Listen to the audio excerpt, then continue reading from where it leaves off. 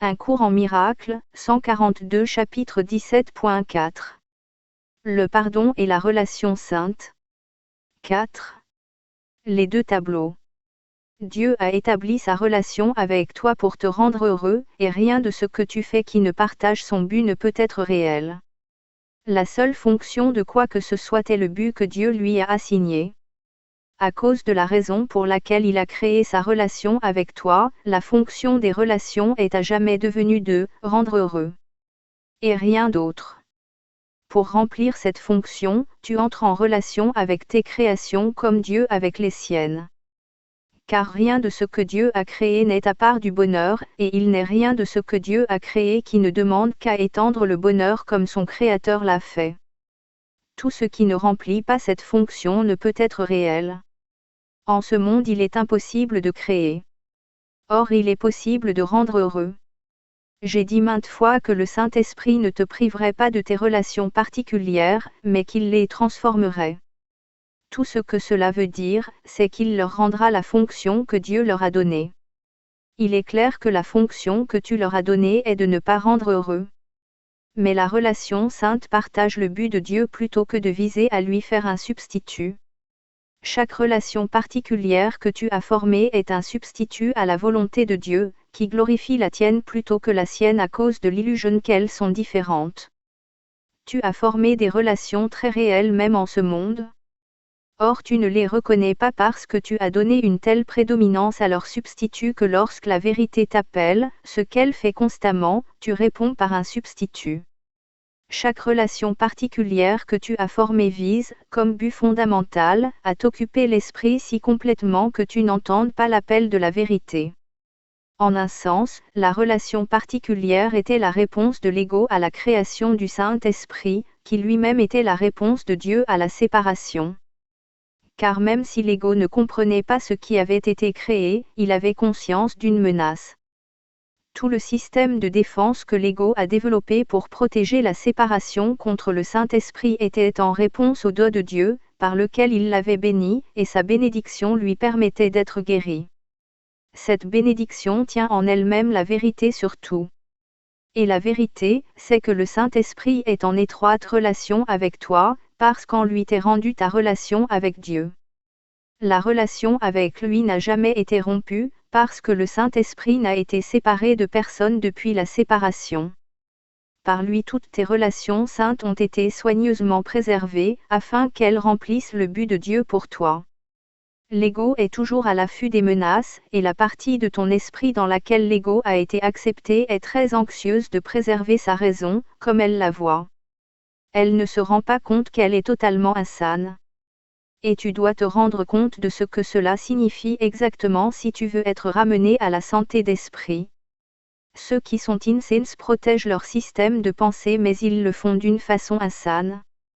Et toutes leurs défenses sont aussi insane que ce qu'elles sont censées protéger. Il n'y a rien dans la séparation, aucune partie, aucune raison, aucun attribut, qui ne soit insane. Et sa protection, qui en est une partie, est aussi insane que le tout. La relation particulière, qui est sa défense principale, doit donc être insane. Tu as bien moins de mal maintenant à te rendre compte que le système de pensée que la relation particulière protège n'est qu'un système délirant. Tu reconnais, au moins dans les grandes lignes, que l'ego est insane. Or il te semble encore que la relation particulière est quelque peu différente. Nous l'avons pourtant examiné de beaucoup plus près que bien d'autres aspects du système de pensée de l'ego dont tu as été plus désireux de lâcher prise. Tant que celui-ci reste, tu ne lâches pas prise des autres. Car celui-ci n'est pas différent. Conserve celui-ci et tu as tout conservé.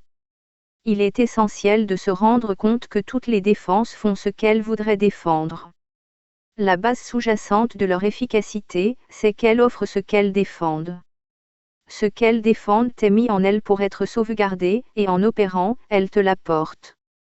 Chaque défense opère en offrant des dons, et le don est toujours une miniature du système de pensée que la défense protège, inséré dans un cadre doré. Ce cadre est très élaboré, tout serti de joyaux, poli et orné de profondes sculptures. Son but est d'avoir de la valeur en lui-même pour détourner ton attention de ce qu'il renferme. Mais tu ne peux pas avoir le cadre sans le tableau. De la façon dont elles opèrent, les défenses te font penser que tu le peux. La relation particulière a le cadre le plus imposant et le plus trompeur de toutes les défenses que l'ego utilise. Son système de pensée est offert ici entouré d'un cadre si lourd et si élaboré que le tableau est presque oblitéré par son imposante structure.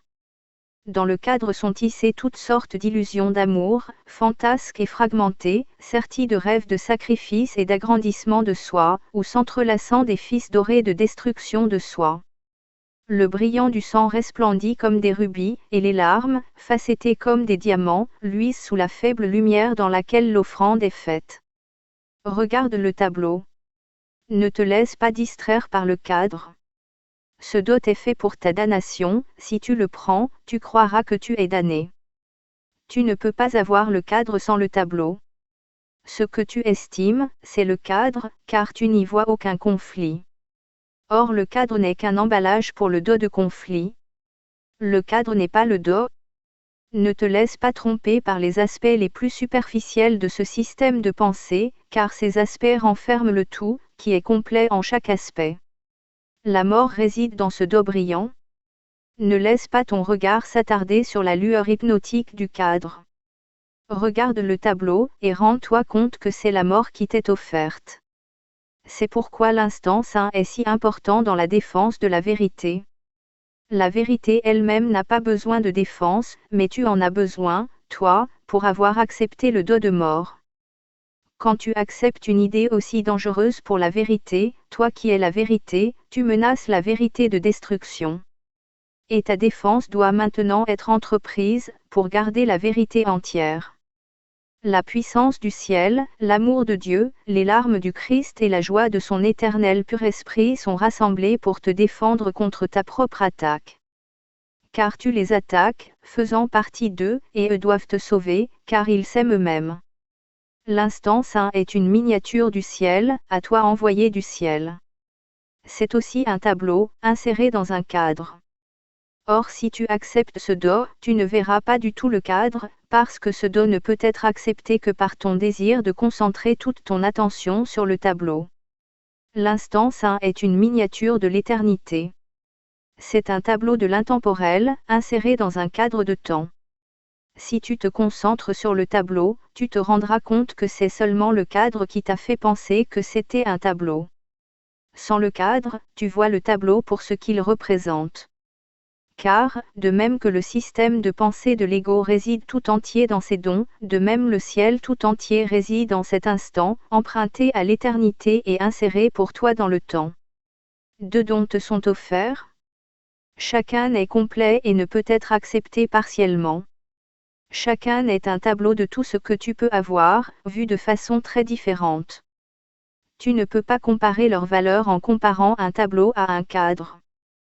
Tu dois seulement comparer les tableaux, sinon la comparaison est entièrement insignifiante. Souviens-toi que le dos, c'est le tableau. Et sur cette base seulement, tu es réellement libre de choisir. Regarde les tableaux. Tous les deux.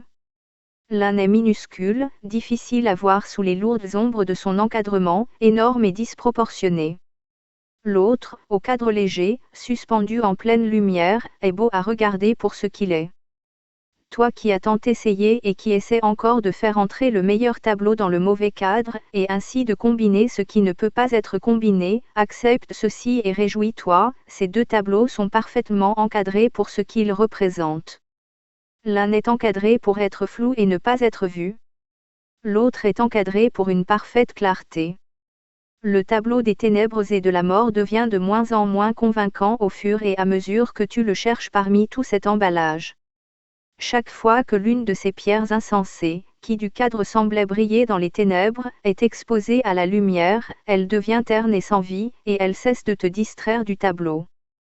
Et finalement, tu regardes le tableau lui-même et tu vois enfin que, sans la protection du cadre, il n'a aucune signification. L'autre tableau est encadré légèrement, car le temps ne saurait contenir l'éternité. Là il n'y a aucune distraction. Le tableau du ciel et de l'éternité devient de plus en plus convaincant au fur et à mesure que tu le regardes. Et maintenant, parce que tu les compares réellement, une transformation des deux tableaux peut enfin se produire. Chacun est mis à sa juste place lorsque les deux sont vus en relation l'un avec l'autre. Le tableau des ténèbres, porté à la lumière, n'est plus perçu comme apeurant, mais le fait que ce n'est qu'un tableau a finalement fait son chemin en toi. Et ce que tu vois là, tu le reconnaîtras pour ce que c'est, un tableau de ce que tu pensais réel, et rien de plus. Car au-delà de ce tableau, tu ne verras rien. Le tableau de lumière, d'une manière on ne peut plus claire et contrastante, est transformé en ce qui se trouve au-delà du tableau. En regardant cela, tu te rends compte que ce n'est pas un tableau mais une réalité. Ce n'est pas la représentation figurée d'un système de pensée, mais la pensée même. Ce qu'il représente est là. Le cadre s'efface doucement et Dieu remonte à ta mémoire, t'offrant la création tout entière en échange de ton petit tableau, qui est sans aucune valeur et entièrement dépourvu de signification. Lorsque Dieu s'élève à sa juste place et toi à la tienne, tu fais à nouveau l'expérience de la signification de la relation et tu connais qu'elle est vraie. Élevons-nous ensemble en paix vers le Père, en l'élevant dans nos esprits. Nous gagnerons tout en lui donnant la puissance et la gloire, ne gardant plus aucune illusion sur l'endroit où elles sont. Elles sont en nous, par son élévation. Ce qu'il a donné est à lui. Cela brille en chaque partie de lui, comme dans le tout. Toute la réalité de ta relation avec lui réside dans notre relation réciproque. L'instant saint lui de la même façon sur toutes les relations, car en lui elles ne font qu'un. Car il n'y a ici que la guérison, déjà complète et parfaite. Car Dieu est ici, et là où il est ne peuvent être que le parfait et le complet.